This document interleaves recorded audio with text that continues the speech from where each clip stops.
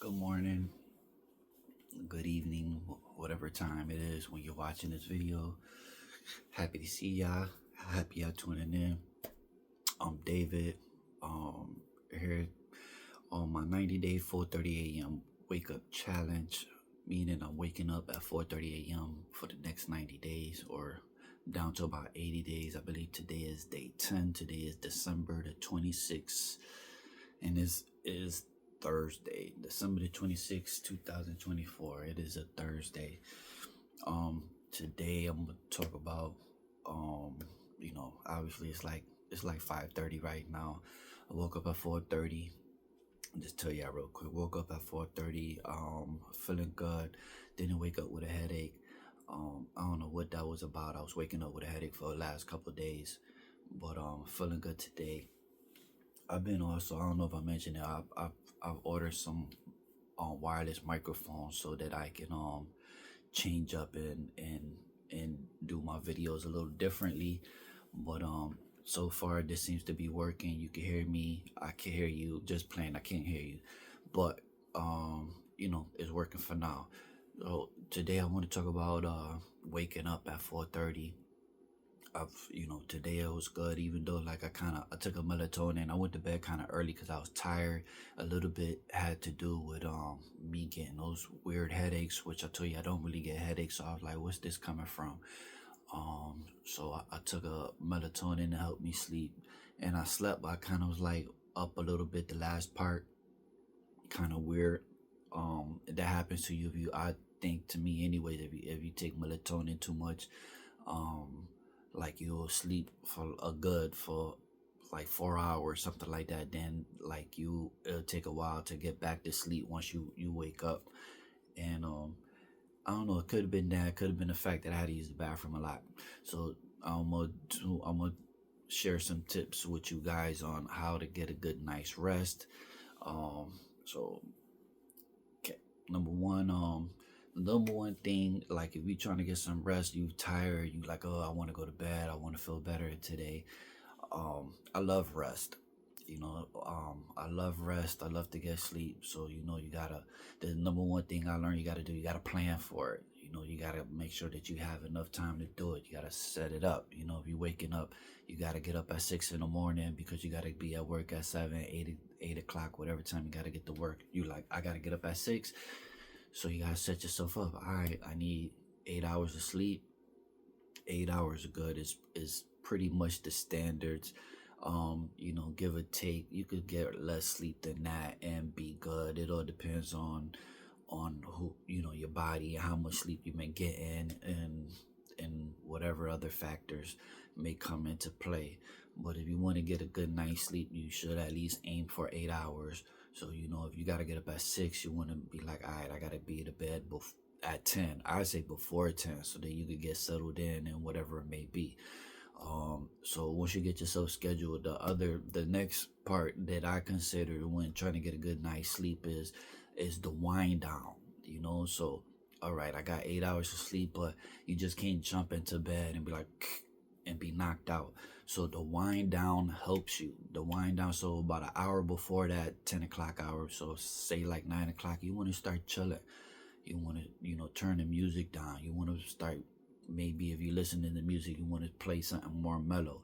You want to turn some lights down. You want to turn the TV off.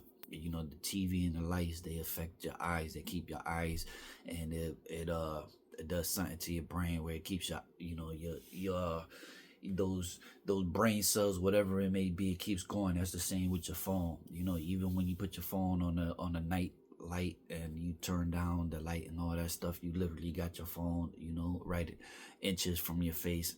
It doesn't really help. You just gotta wind down, let your brain breathe a little bit, and just chill out and get into that calm, peaceful, relaxed mode, getting ready for bed. You could reading helps, because it's just chill. It makes you tired a lot of times, but you just reading. It's not lights and all that stuff involved. You just looking at the books. You looking at words, and you slowly just meditating on it. meditating on the idea of resting. Whatever thoughts that you have that you want to think about, you want to think about them now. You want to get them out the way. You want to get yourself focused and ready for tomorrow and get that out the way. 'Cause that's the next thing. One of the major things I want to talk about, which is next, is because once you get into bed, and this is a very important point, once you get into bed, you don't want to be thinking about what you're going to be doing tomorrow, what you got to do. You don't want to be thinking about what happened today, what might happen tomorrow, or what might happen in the future. You don't want to get into those type of stuff. You just want to relax and go to bed once you get into bed. So that's my next tip is once you get into bed, you just gotta chill out and focus on going to bed. And you be like, how do I do that? Well, just do it. You just gotta realize that what you're doing, first of all, you're thinking and you're not sleeping. You're thinking. So when you have thoughts about stuff, you gotta recognize it like, oh snap, okay, I'm doing it again. You can't be mad or frustrated about it because that's our brain. Our brain never shuts off. But we can focus on what we can focus on. If we focus on nothing purposely, our brain, we telling our brain, hey, this is what we focus on. No, we're focusing on nothing. Focus on your breathing, focus on your relaxing, like the focus on my stomach. We say that we breathe in through our lungs, but our stomach is more noticeable when we breathe in and we breathe out, in our navel area. So that's when you sitting down and you're doing like a real meditation. That's like your focal point. So even in the bed, you could do that. Like you laying down and you just like, all right, you just breathe in, breathe out, and you just focusing on, your abdomen getting bigger when you breathe in and smaller when you breathe out.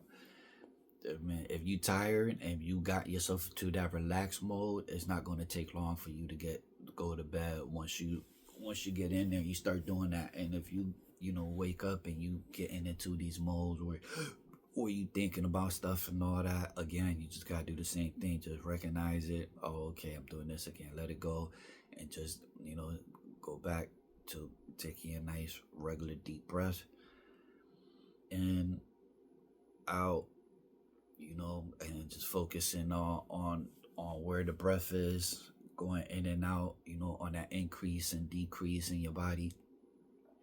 And that's it. That's something to focus on. That's something for your brain to focus on, which isn't all over the place. And if you're tired, you're gonna go to bed. So that's something that I've realized that I've done a lot. Like that I distract myself with myself, by thinking about stuff that I don't have to, thinking about the future, thinking about what could be, thinking of what I could be doing tomorrow, thinking of what I could have been doing yesterday. So, that's one of the main distractions. And picking up the phone in the middle of the night, don't do it. It's the same thing. All you're gonna do is distract yourself and make it harder for you to go back to bed, make it like your night even longer. Ain't nothing changed on Facebook that you need to worry about. Don't worry about no messages. Put everybody on do not disturb. If they need to call you, they gotta call you twice. It is what it is. If you want to get some good sleep, um, caffeine. Don't drink caffeine late. That's what I've been learning. Even though I haven't been big on caffeine, but I'm just like finding out that caffeine could affect you for even longer. See, I thought I thought the window was about 5 hours, like 4 to 6 hours, something like that. But now I hear that it's 8 to 12 hours that it can affect you. So take that into consideration. I mean, like if you getting up at 6 in the morning and you gotta work like 7 to 3, meaning you probably have to get back to bed if if you got yourself a routine and you got to get back to bed at 10 o'clock. So let's say at the minimum you don't want to drink for 8 hours, so that's like 2 o'clock. So if you're working 7 to 3, you get out of work at 3 o'clock. 2 o'clock is your cutoff time for coffee. Like that'll give you 8 hours before you got to be in bed. Like, why are you drinking any more coffee than that? 2 o'clock is even late. Like, why you need, even though I would do that at my job, because I used to work like 4 to 1 or 1:30 or something stupid like that.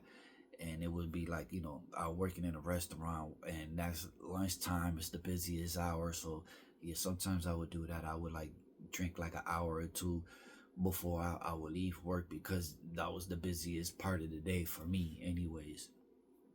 But just to push through that last moment, then I'll be pumped up and go home and do whatever else that I have to do.